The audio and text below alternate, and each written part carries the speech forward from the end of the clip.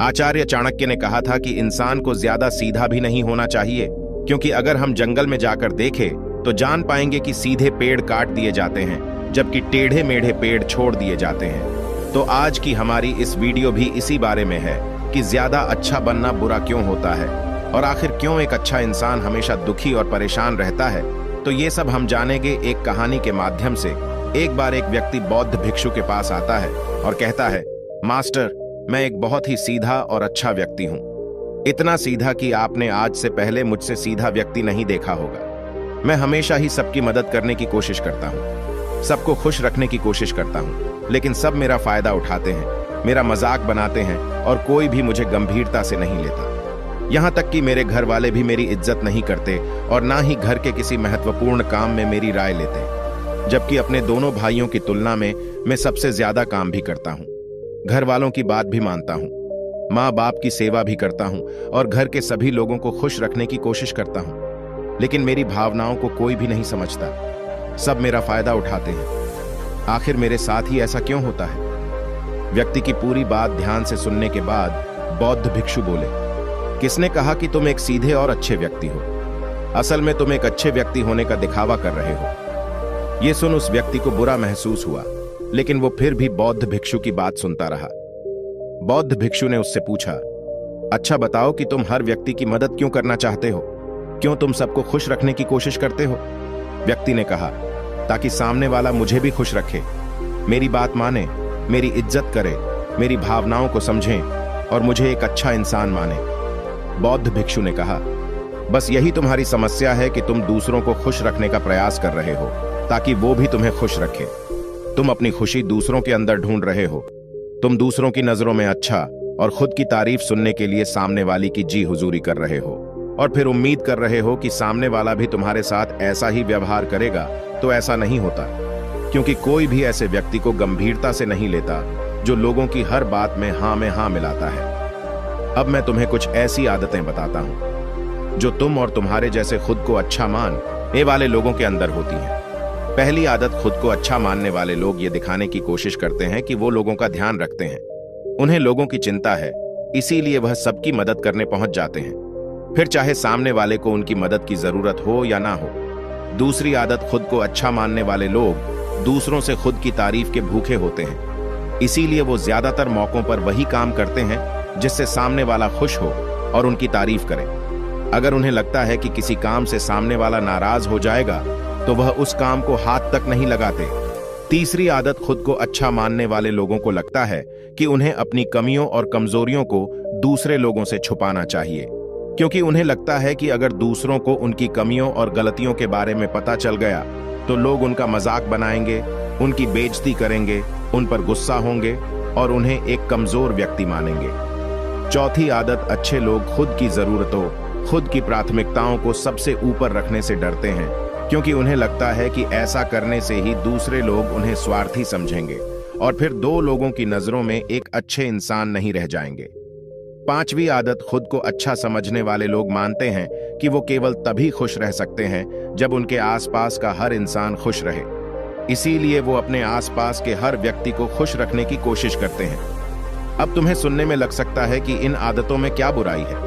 सबका भला करना तो अच्छी बात है, लेकिन समस्या यह है कि खुद को अच्छा समझने वाले लोग असल में जैसे दिखते हैं वैसे होते नहीं।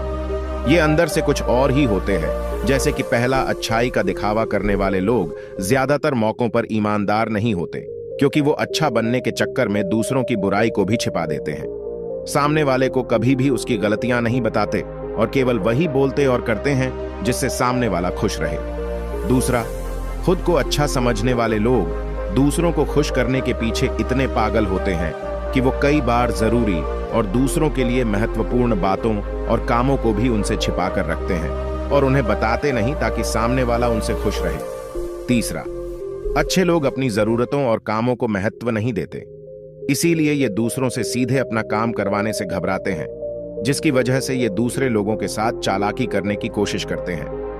अपने जरूरी कामों को रवाने के लिए भी, जैसे कि सामने वाले की चापलूसी करना या फिर उसके किसी काम के बहाने अपना काम भी कर लेना।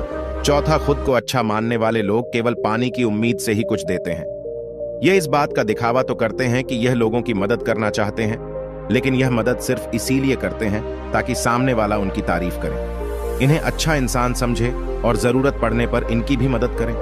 लेकिन अगर इन्हें मदद के बदले मदद नहीं मिलती तो ये गुस्सा हो जाते हैं, सामने वाले से अंदर ही अंदर नफरत करने लगते हैं और उससे बदला लेने का मौका ढूंढने लगते हैं। 5वां, खुद को अच्छा दिखाने वाले लोग दूसरों को ना नहीं बोल पाते, उन्हें मना नहीं कर पाते और दूसरों के काम करने के चक्कर में ये अपने और अपने परिवार के जरूरी कामों को भी पूरा नहीं कर पाते। 6, अच्छे लोगों को लगता है ये सभी उन्हें पसंद करें, सभी इनसे प्यार करें, जिससे दूसरे लोगों को इनका दोस्त बनने या इनके साथ संबंध रखने में दिक्कत होती है, क्योंकि यह हर किसी के सबसे पसंदीदा इंसान बनना चाहते हैं। ये सारी बातें सुनने के बाद उस व्यक्ति ने बौद्ध भिक्षु से कहा, तो आपके कहने का मतलब है कि हम एक अच्छे इंसान न बने बल्कि एक बुरे इंसान बन जाए और लोगों को फायदा उठाए। बौद्ध भिक्षु ने कहा, नहीं, मैं तुम्हें बुरा इंसान बनने के लिए नहीं कह रहा, लेकिन हाँ, तुम्हें बहुत सीधा इंसान भी नहीं बनना। अब मैं तुम्हें बताता हूं कि एक व्यक्ति को कैसा इंसान बनने का प्रयास करना चाहिए। दोस्तों, इंसानी स्वभाव और उसकी अच्छाई व बुराई के बारे में अगर सबसे ज्यादा किसी ने बात की है तो वो है अखंड भारत के निर्माता, राजनीति के महामंडित आचार्य चाणक्य, जिन्होंने अपनी किताब चाणक्य नीति में इंसानी स्वभाव और दुनिया भर की तमाम चीजों के बारे में विस्तार से चर्चा की है। 2, इतने बड़े ज्ञानी और दूरदृष्टा थे कि आज हजारों साल बाद भी उनके द्वारा कही गई एक एक बात हमारे जीवन में पूरी सटीकता के साथ लागू होती है। बौद्ध भिक्षु ने कहना शुरू किया, तुम्हें एक सीधा का दूसरा की नजरों में अच्छा इंसान बनने की तुलना में एक सुलझा हुआ इंसान बनने का प्रयास करना चाहिए। एक सुलझा हुआ इंसान वो होता है जिसे सबसे अच्छा इंसान बनने का कोई शौक नहीं है। वो जैसा है वैसा ही खुद को पसंद करता है। वो जानता है कि वो एक इंसान है और उसमें बहुत सी कमियां हैं और वह अपनी कमियों को स्वीकार्यता भी है। एक सुलझा हुआ इंसान ये भी अच्छे से जानता है कि उस और उसके परिवार की कुछ महत्वपूर्ण जरूरतें हैं जिन्हें उसे ऊपर रखना होगा, वरना उसके साथ साथ उसके परिवार का जीवन भी परेशानियों में पड़ जाएगा। हो सकता है कि उसकी ऐसी सोच की वजह से उसके आसपास के लोग, उसके मित्र या रिश्तेदार उससे नाराज हो जाए, लेकिन वो इसे भी स्वीकारता है। यहां पर बात स्वार्थी होने की नहीं बल्कि जीवन की सच्चाई को स्वीकारने की है, क्योंकि तुम बुद्ध नहीं हो गए हो कि तुम्हारी कोई इच्छा ही नहीं है, किसी से कोई उम्मीद नहीं है या कोई जरूरतें शेष नहीं रही। तुम एक साधारण इंसान हो और एक साधारण इंसान की सोच के साथ अगर तुम सबको खुश रखने का प्रयास करोगे तो तुम हमेशा दुखी रहोगे, क्योंकि तुम्हारी भी सामने वाले से उम्मीदें बढ़ेंगी और जब वो उम्मीदें पूरी नहीं होंगी तो तुम दुखी हो जाओगे। इसीलिए जो इंसान ये कहता है कि मैं सबकी मदद करूंगा, सबको खुश रखूंगा और मुझे बदले में किसी से कुछ भी नहीं चाहिए, यहां तक कि अपनी तारीफ भी नहीं, तो पहले उस इंसान को बुद्धत्व प्राप्त कर लेना चाहिए, क्योंकि एक आत्मज्ञान को प्राप्त व्यक्ति ही किसी से कोई उम्मीद नहीं रखता, पर क्योंकि आत्मज्ञान को प्राप्त करना सबके बस की बात नहीं है। इसीलिए तुम्हें इस जीवन के सत्य को स्वीकारना होगा और खुद को शोषण का शिकार, वह दुखी होने से बचाने के लिए एक सीधा इंसान बनने की बजाय एक सुलझा हुआ इंसान बनने का प्रयास करना होगा। अब मैं तुम्हें बताता हूं कि एक सुलझे हुए इंसान में क्या क्या विशेषताएं होती हैं। पहली विशेषता, ये अपनी और अपने चाहने वालों की जरूरतों को ऊपर रखते हैं। इसका मतलब यह नहीं है कि ये लोग दूसरों की जरूरतों को कम समझते हैं या फिर दूसरों को गिराकर खुद ऊपर बढ़ने की कोशिश करते हैं, बल्कि इसका मतलब यह है कि ये लोग दूसरों की फालतू जरूरतों के लिए तब तक उपस्थित नहीं होते जब तक कि इनकी खुद की महत्वपूर्ण जरूरतें पूरी ना हो जाए। हालांकि अगर कोई इंसान सच में मुसीबत में फंसा हुआ है और उसे इनकी सहायता की सख्त जरूरत है, तभी अपने महत्वपूर्ण काम को पीछे रहकर भी उसकी सहायता के लिए उपस्थित हो जाते हैं और ये अपने से कमजोर और जरूरतमंद लोगों की भी अपनी हैसियत के अनुसार सहायता करने के लिए तैयार रहते हैं। ये बस अपना बेवजह शोषण नहीं होने देते और इस बात पर भरोसा रखते हैं कि अगर इन्हें सच में किसी की सहायता करनी है तो पहले इन्हें उसकी सहायता करने के लायक बनाना होगा, और लायक को सक्षम बनने के लिए इन्हें अपनी जरूरतों का भी ध्यान रखना होगा, क्योंकि अगर एक इंसान खुद ही बहुत ज्यादा बीमार है तो फिर वो दूसरे बीमार व्यक्ति की सेवा कैसे कर सकता है। एक सुलझा हुआ इंसान इस बात को मानता है कि हर इंसान की अपनी कुछ जरूरतें और इच्छाएं होती हैं जिसका उसे ध्यान रखना चाहिए, लेकिन खुद को अच्छा दिखाने वाला इंसान हमेशा यह दिखाने की कोशिश करता है कि उसकी अपनी कोई जरूरतें या इच्छाएं नहीं है, इसीलिए वो हमेशा दुखी रहता है। दूसरी विशेषता, एक सुलझा हुआ इंसान इस बात को अच्छे से जानता है कि वो अपने आसपास के हर इंसान को खुश नहीं रख सकता। इसीलिए वो केवल उसी इंसान को खुश रखने का प्रयास करता है जो उसके लिए मायने रखते हैं, जो सच में उससे प्यार करता है, उसकी परवाह करता है।